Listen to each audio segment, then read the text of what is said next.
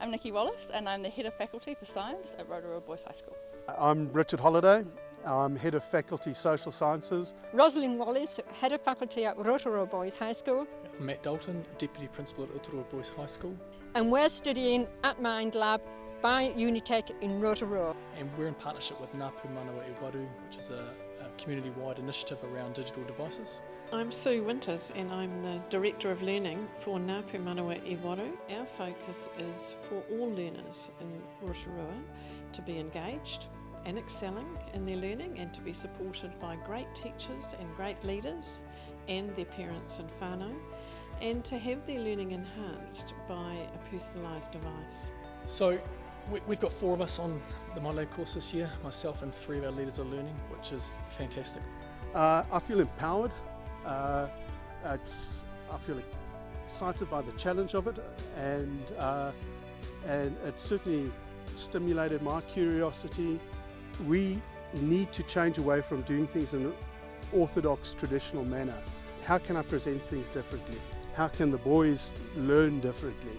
For me, what I've taken most out of Mind Lab is reflection on learning theory and leadership context. And in terms of my role as Deputy Principal, that's had the biggest impact, I suppose, is what can I do differently to lead this change? And you have all these staff members coming to you just wanting to find out and wanting to learn themselves, and it just perpetuates. It's been a welcome change, and I'm just seeing some wonderful outcomes. It brings your faculty together as more of a team because everybody can talk to each other and say this worked and that worked, and it just empowers teaching staff as well as students. It's not easy, you know, you have to think about it. You have to be able to be willing to spend a couple of weekends doing assignments, but what you get out of it is so much more than the time you put into it. And even if you don't want it to affect you, it affects you no matter what you do. The Next agreed to fund Mind Lab scholarships at different centres around New Zealand.